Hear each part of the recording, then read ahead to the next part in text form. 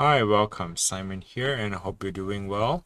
In this video, I'll be doing a teardown on an Asus laptop, and I'll walk you through step by step on how to do that. So if you want to add additional RAM, or if you want to upgrade your hard drive to this M.2 1TB, in this video, I'm going to walk you through step by step on how to do that. So let's get started. And first of all, I'd like to show to you the Asus here. So this is the laptop, and this is how it looks like. So this is a Vivobook 17.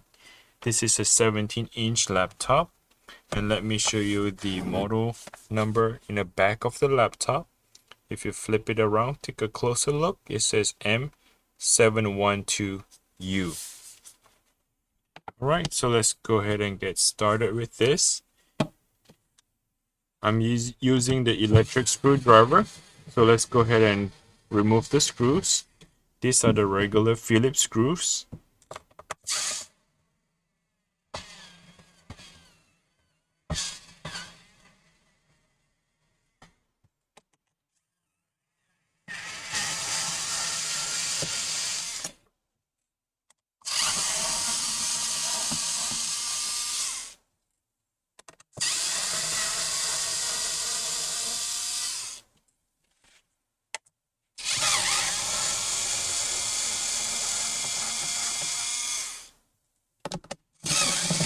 It looks like all the screws are all the same size. So it is oh well let me take that back. I apologize. So all the screws on the top and the middle are the long screws. The bottom four here looks like they are a bit shorter screws.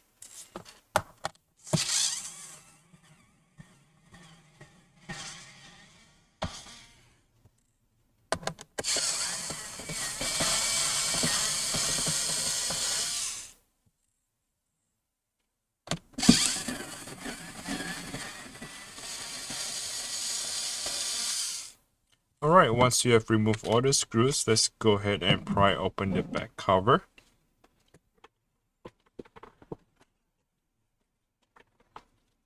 I like to work on the side of the corner, so you find the weakest spot, it would be a lot easier to get in.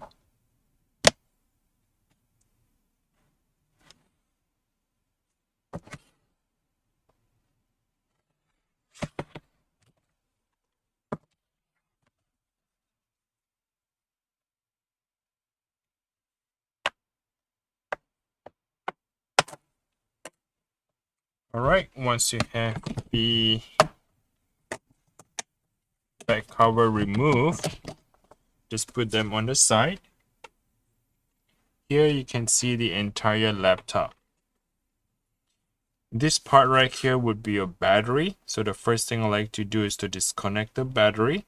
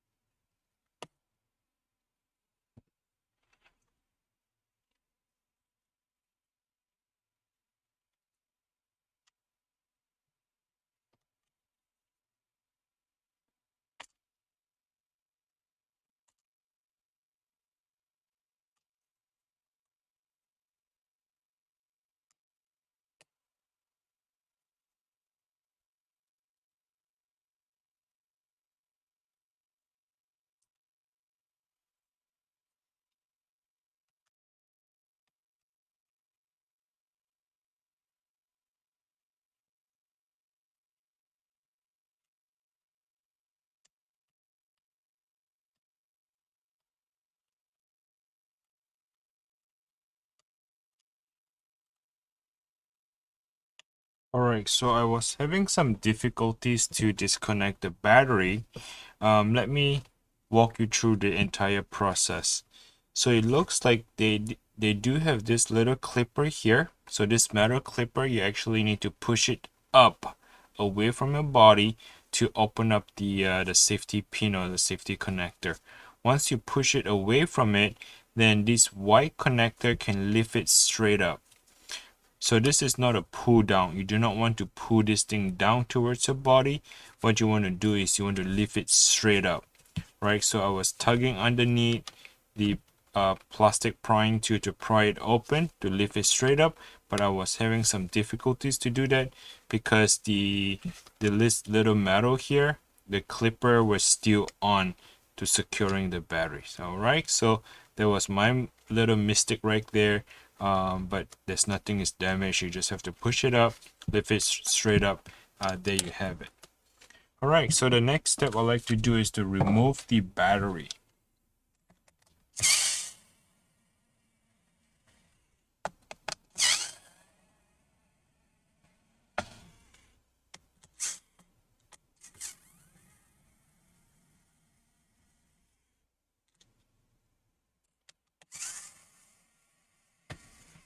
So there are 4 screws, and once you remove that all 4 screws and some of the tape here, so these are the tape that is still holding down the battery. So let's go ahead and move the tape away. At the same time, we want to disconnect the Wi-Fi antenna.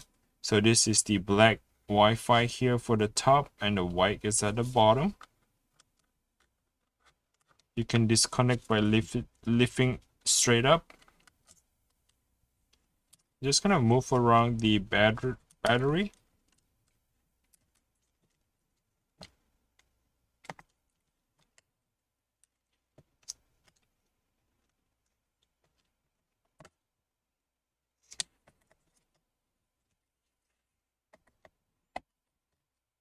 I guess there's this little latch.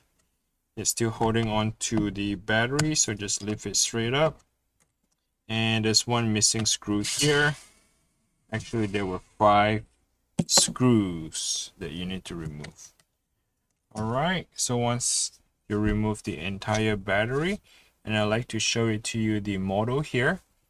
And if you take a closer look, the model here says C31N1907, and the battery looks like an L shape. Now, if your battery is swollen, meaning that there's a lump to the battery, or is bulging, that means the battery is bad. Okay, at that time I highly recommend you to change out the battery and stop using it. You do not want the battery to catch fire, right? So if you feel like the touchpad is not clickable, or if your touchpad is it's not responding to the click, and more likely is that the battery is bad, meaning that it pushes, it got swollen underneath here, and it pushes the clicker at the bottom of your touchpad. So that might be the possibility. All right, so I did make a video and explain to you how the battery goes bad.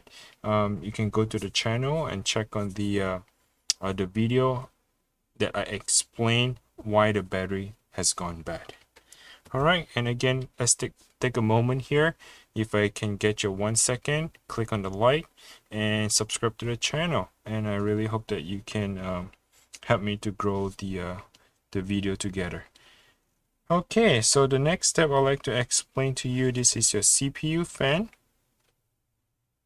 It looks like the CPU is not exhausting the heat, meaning that the CPU fan is not blowing the heat away from the computer. The fan is actually pointing the direction towards the graphics card and the CPU. This is the first time I'm seeing that, which I find is a little bit weird. Most of the time is that the CPU fan will be pointing at the heatsink and disperse the heat away from the laptop, going out the vent, on the side, or away from the laptop. But this model Asus is blowing air into the heatsink, but I'm not sure where is the escape heat for this, but we'll leave it to the discussion below. All right, I just disconnect the CPU fan by using my 2 fingernail, sliding the connector to the left, and that's how you remove the connector. Let's go ahead and remove the screws off the CPU fan, the two of them, simple as that, and there you go. Now the CPU fan replacement will be, I'll try to look up for this model here, NS85C05-18J27, or you can try to look it up here for the replacement of this CPU fan. This laptop is pretty new. This is a 2021 laptop, so we might not able to find a replacement yet at this moment. This is the Wi-Fi card. Let's go ahead and remove that one screw and slide the Wi-Fi card to your right. So this is the keyboard backlighting. So you need to open up the clipper. This little black clipper, flip it straight up and slide the cable to your right. This is the touchpad connector. Open up the clipper, slide the cable down towards your body. This is the keyboard. Open up the clipper, slice the cable down towards your body. Now this is the RAM, right? So to remove the RAM, you want to push these two side. These are the two side clipper that holds on to the RAM. If you slide it up, this is the 16 gigs RAM, runs on a DDR4. Alright, so if you take a closer look here, it says PC4 8 gigabytes. So that means there might be another 8 gigs of RAM maybe underneath the motherboard.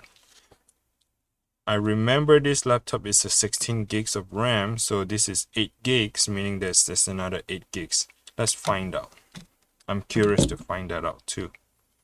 So this is the LCD screen. Let's go ahead and make sure you want to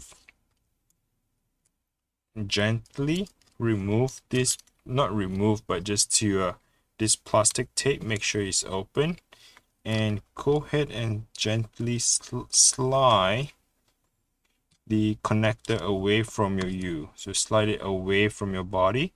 There's no safety pin or anything that holds onto the LCD connector. Alright, so slide it away from you. This is the speaker right here. So we need to disconnect the speaker by sliding it to your body. Now the speaker is very straightforward. It doesn't have any screw or anything. So once you remove that connector, you can actually remove both speakers, the left and right, and replace them. So if your speakers sound any static, any buzzing noise to that, that's how you go ahead and replace your speaker. Alright, so move on to the next part. This is the M.2 NVME SSD drive. Alright, so there's this little thermal pads. This thing here is to conduct the heat and transfer the heat away from the M.2 drive. Now, if you want to upgrade the M.2, this is how you're going to do it. Here I have the 1 terabyte Samsung 980 Pro. What I'll do is I'll link them in the description below. This, you can check it out. It will direct you to Amazon or eBay. You can find the replacement parts and go ahead and upgrade yourself to a 1 terabyte or maybe 2 terabytes as you wish. Alright, so let's go ahead and open up this,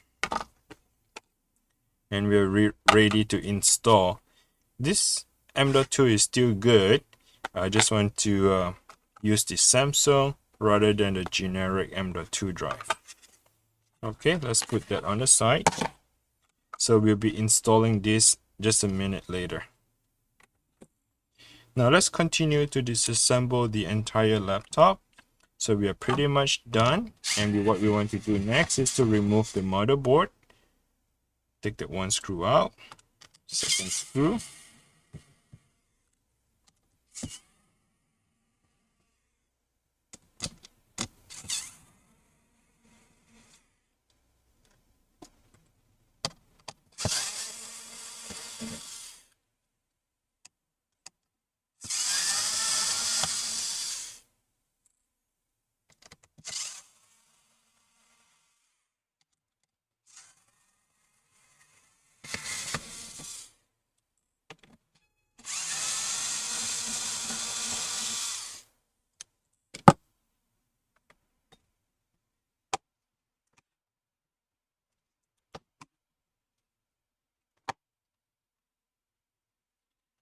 So what I did there, I removed the 3 screws and I leave the hinge open at 90-degree angle. Therefore, I can actually remove the motherboard.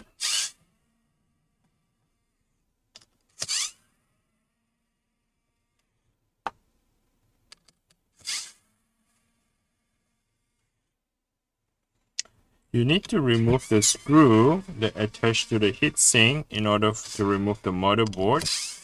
I'm not sure why they designed that way, but that's how they design. So let's go ahead and do it. You actually need to remove all the screws. They do put a lot of screws on the motherboard. Way too much if you ask me.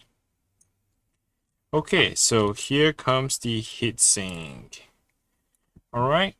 It doesn't look like there's a graphics card, so I apologize ahead of time. I guess they have a different model, so maybe some of the high-end model comes with the graphics card here on the motherboard. Maybe some they don't. Now, this is your heatsink. It's a very tiny copper heatsink right here. And this is the AMD CPU processor. If you feel like your laptop overheats all the time, and one of the things I suggest you to do is to clean off your fan, right? Make sure there's no dust on it, clean it off. And if the next step I would do is to remove the heatsink and apply a new thermal paste.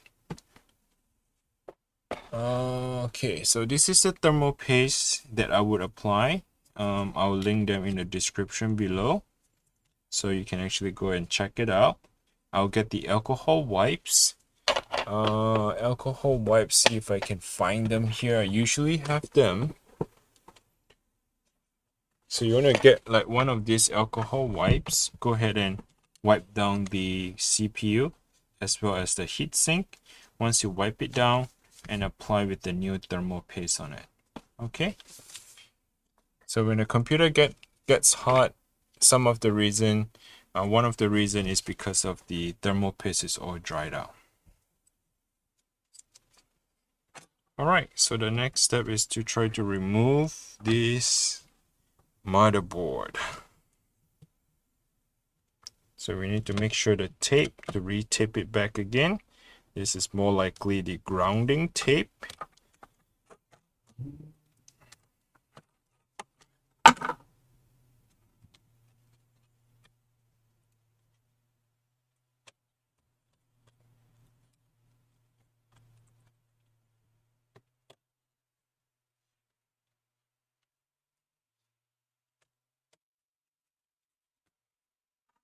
All right, so let's review the RAM that I was explaining to. So this is a 16 gigs of RAM. However, there's no additional RAM slot here. There's only one. So these 4 slots here is actually RAM. They're built into the motherboard. Excuse me. So in other words, if the RAM fail, you are failing the motherboard as well. So they make it in a way like Apple. So Apple soldered the RAM onto the motherboard, and if the RAM fails, the whole entire motherboard fails, including the CPU and the graphics card. Unfortunately, I'm not sure why they take that path, follow the Apple, but this is not a good build. All right. So if you're interested to find a replacement on the motherboard, I would say you try to look up on this model here, M712U. All right, so this is the motherboard. Now I'm not going to or you can just remove by taking off the clipper and just move the cable away. So I want to quickly point out, I know that the video is about 20 minutes. Sorry, I did not know that it's that long. The keyboard, I want to talk about the keyboard. If you have questions about the keyboard is built into with the palm rest. Okay, you don't see any screw that holds onto the keyboard. Everything is punched down with the plastic, right? You see this little punch down. In other words, if your keyboard failed, like some of the key doesn't work, you would have to change the entire palm rest. Okay, so this entire piece here, you have to change it out. You can't just change the keyboard on its own. So this is a bad design, and a lot of them are designed in that way nowadays. I do not know why, but that's how it is. Okay, so if you have any question, comment below. And there's no CMOS battery here, so if you want to reset your BIOS or anything, you just have to disconnect the main battery and wait for a couple hours, and you should be fine with that. They do make a 2.5-inch hard drive ready to be installed, but there's no any connector, anything to upgrade in this purpose. So I think this is the connector for the secondary drive, but it doesn't come with it, so therefore you can't upgrade anything. This is used to be for the CD-ROM. It doesn't seem like there's a CD-ROM at all here. So anyway, this is the teardown on the laptop. Hope you learned something out of this. Please, again, if you like the video, please subscribe, hit the like button, and if you have any question, comment below, and I will see you in the next video. Take care now. Bye.